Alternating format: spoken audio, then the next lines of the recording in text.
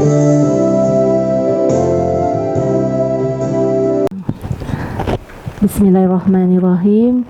Asyhadu an la ilaha illallah wa asyhadu anna Muhammadar Rasulullah. Allahumma sholli ala sayyidina Muhammad wa ala ali sayyidina Muhammad. Assalamualaikum warahmatullahi wabarakatuh. Semangat ya pagi anak-anak. Selamat pagi dan salam sejahtera bagi kita semua.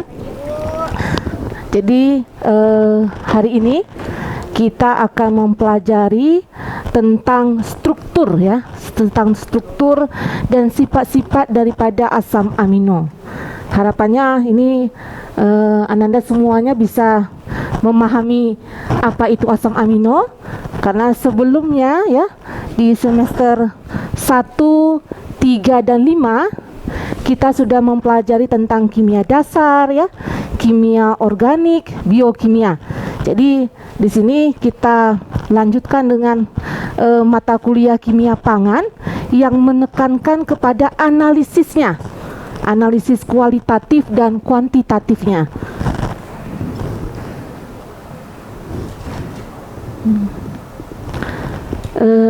Kadang-kadang kita berpikir, untuk apa sih kita menganalisis asam amino?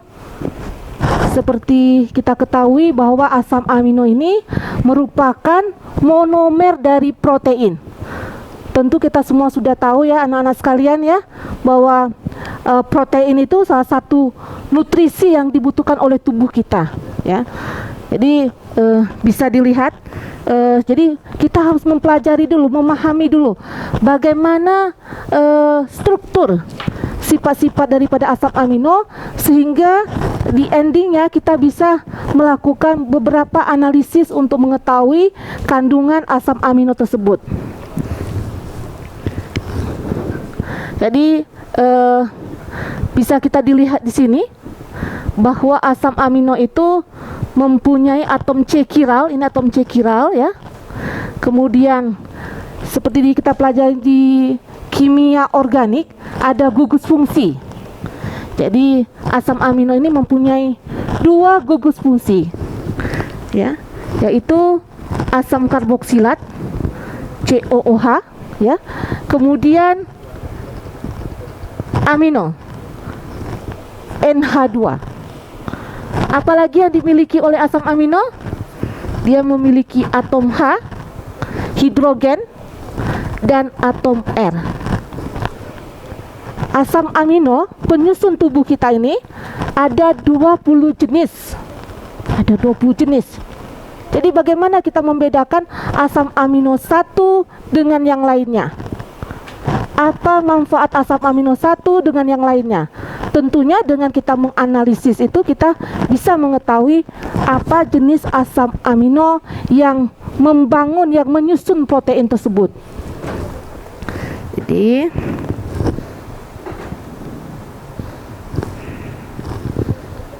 nah ini. Jadi di sini tadi sudah kita struktur, mempelajari strukturnya.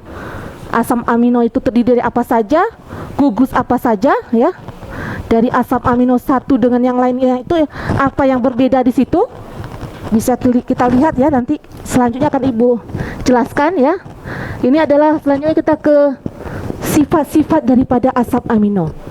Jadi asam amino itu dipengaruhi oleh pH, power of hydrogen. Jadi tergantung dari kondisi derajat keasamannya. Jadi struktur tadi bisa berubah tergantung kondisi daripada konsentrasi hidrogennya. Ya, Ananda Piara, gimana? Bisa fokus ya nak ya? Oke, kita lanjutkan ya. Di sini ada beberapa sifat-sifatnya ya. Ada istilah Zwitterion ion. Ya, apa maksud Zwitterion ion ya? Kemudian bagaimana pada pH rendah, bagaimana strukturnya, kemudian pada pH tinggi, bagaimana strukturnya, karena dia berubah strukturnya tergantung daripada pH larutannya. Kemudian sifat-sifat apa saja lagi yang bisa digunakan untuk dasar analisis, yaitu isoelektrik pH. Ya, kita langsung ke Nah ini. Jadi asam amino ya, dari strukturnya, kemudian sifat-sifatnya yang berubah ya dengan konsentrasi hidrogen. Kita lihat di sini. Pada pH rendah ya. Kalau pH rendah itu maknanya konsentrasi hidrogennya itu kecil ya. Asamnya H+. Ya. Kita lihat di sini pada kondisi asam rendah NH3+,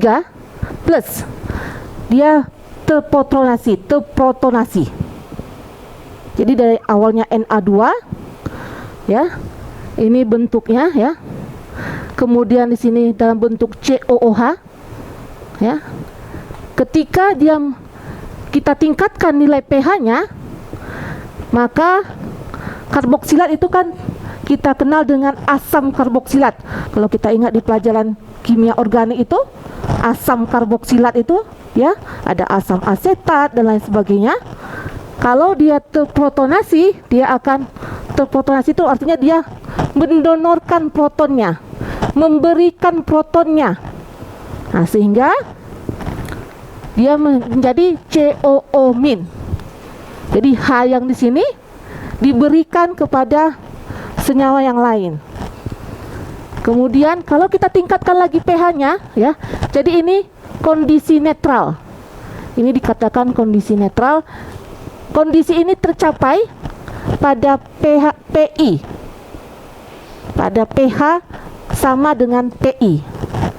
Kemudian selanjutnya ketika kita tingkatkan lagi pH-nya, maka NH3+ ini menjadi NH2 seperti itu. Jadi ini perlu kita pelajari sifat-sifatnya dalam analisis dengan menggunakan metode elektroforesis berdasarkan muatannya. Ya, ini contohnya ya. Bagaimana kita menghitung pH-nya? PI itu sama dengan pKa 1 kita tambah dengan pKa 2 dibagi dengan 2. Itu untuk menentukan PI. PI untuk semua senyawa asam amino itu berbeda satu dengan yang lainnya. Jadi inilah dasar daripada analisis elektroforesis. Kemudian ya, kita lanjut. Ini. Tadi di awal Ibu sudah menyampaikan bahwa asam amino penyusun protein. Jadi protein itu sebuah polimer. Ya, polimer. Jadi monomernya apa? Monomernya adalah asam amino.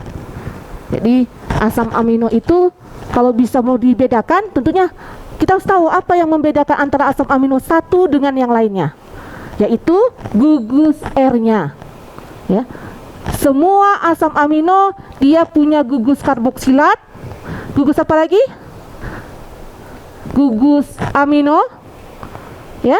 Kemudian apa lagi dia punya? Gugus H. Tapi yang berbeda apa? Yang berbeda adalah R-nya. Jadi kalau glisin, R-nya itu sama dengan H. Tapi kalau dia alanin, R-nya itu sama dengan CH3. Itu yang nanti dia membedakan dalam sistem analisis kita. Ya. Kemudian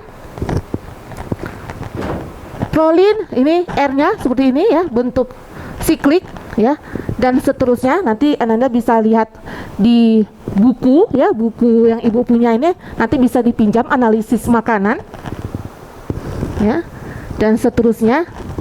Jadi gugus R daripada asam amino ini dibedakan menjadi dua golongan besar, yaitu gugus R-nya bersifat hidrofobik. Kalau kita pelajari hidrofobik itu non polar, tidak suka air. Ya, jadi kalau kita nanti menggunakan pelarut ya sesuai dengan like dissolve like. Senyawa polar larut dalam pelarut polar, senyawa non polar larut dalam pelarut non polar. Itu juga menjadi prinsip daripada analisis. Kemudian kita lihat ya di sini yang hidrofobik ya, ini ada beberapa R yang bersifat hidrofobik. Jadi biasanya senyawa-senyawa asam amino ini larut dalam pelarut non-polar karena dia bersifat hidrofobik atau non-polar. Kemudian ini ada lagi gugus R yang bersifat hidrofilik. Tadi gugus R-nya bersifat hidrofobik, ya. Kemudian berikutnya golongan keduanya bersifat hidrofilik, ya, hidrofilik.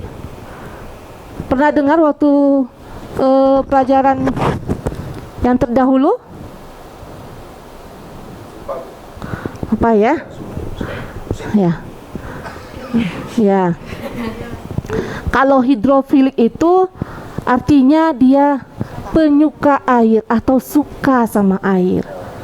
Kalau dia suka air, kalau kita mau melarutkannya pakai pelarut yang air yang polar. Bisa air, metanol, etanol, ya. Kalau dia bersifat non polar, kita larutkan dalam pelarut N-heksan dan seterusnya. Jadi itu dasarnya kita untuk analisis. Jadi di sini untuk asam amino ini ya, memang reward ya melihatnya, tapi karena kita S1, kita harus tahu apa sih dasarnya. Kalau D3 kan dia cuma mengerjakan saja. Tapi kalau kita S1 ini kita harus tahu kenapa. Ya, harus tahu alasannya. Nah, seperti itu. Jadi di sini Ibu lanjutkan lagi. Yang hidrofilik ini kita bagi dari beberapa bagian lagi. Ada yang dia mempunyai struktur R-nya itu netral. Tentu kalau netral itu tidak bermuatan ya. Kemudian ada yang bersifat asam. Ini yang bersifat asam, aspartik asid ya. Ada, kalau pernah dengar asam aspartam, pemanis. Nah, ini struktur senyawanya. Jadi itu salah satu asam amino. Ya. Kemudian di sini ada bersifat asam, ya. Jadi gugus R-nya dia mempunyai sifat asam. Kemudian ada yang bersifat basa. Contohnya ada lisin, ada arginin. Jadi pemahaman jenis-jenis asam amino itu harus kita ingat, sehingga kita tahu nanti di metode elektrolisis pakai prinsip apa, kenapa. Kalau di kromatografi, jadi di mata kuliah identifikasi senyawa sudah pernah dapat, kita mempelajari metode-metode analisis. Di sini kita pelajari kenapanya, kita cari tahu kenapa menjadi dasarnya. Nanti kalau kita melakukan analisis pakai metode apa yang paling bagus. Nah, seperti itu.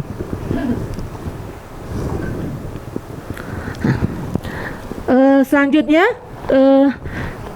sebelum kita masuk ke metode analisis, Ibu ingin memberikan pencerahan ya, bahwa asam amino itu dibagi menjadi dua kelompok besar berdasarkan kebutuhan kita, yaitu ada asam amino esensial, ada asam amino, kalau ada esensial ada non esensial.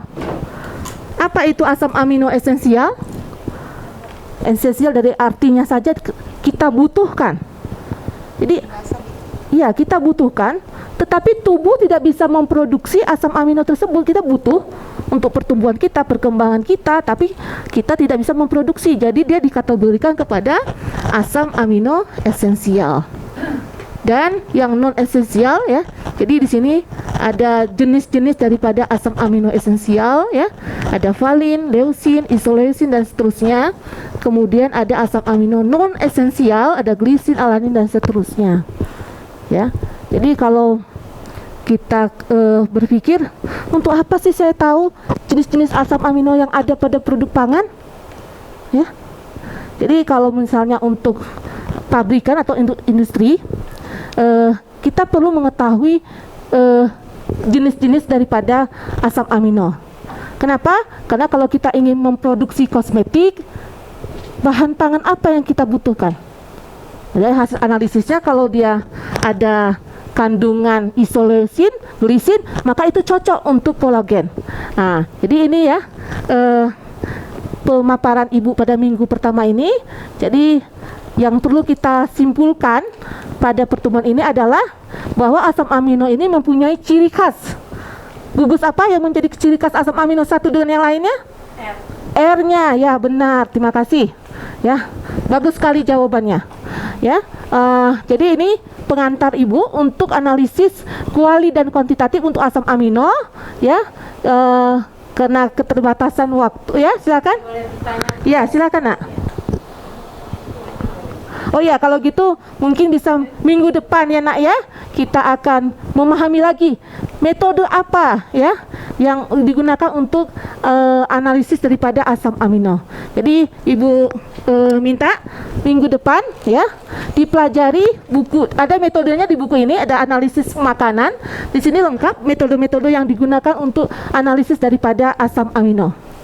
Oke, terima kasih atas perhatiannya. Ibu tutup dengan wabillahi taufik wal hidayah. Wassalamualaikum warahmatullahi wabarakatuh. Selamat pagi dan salam sejahtera buat kita semua.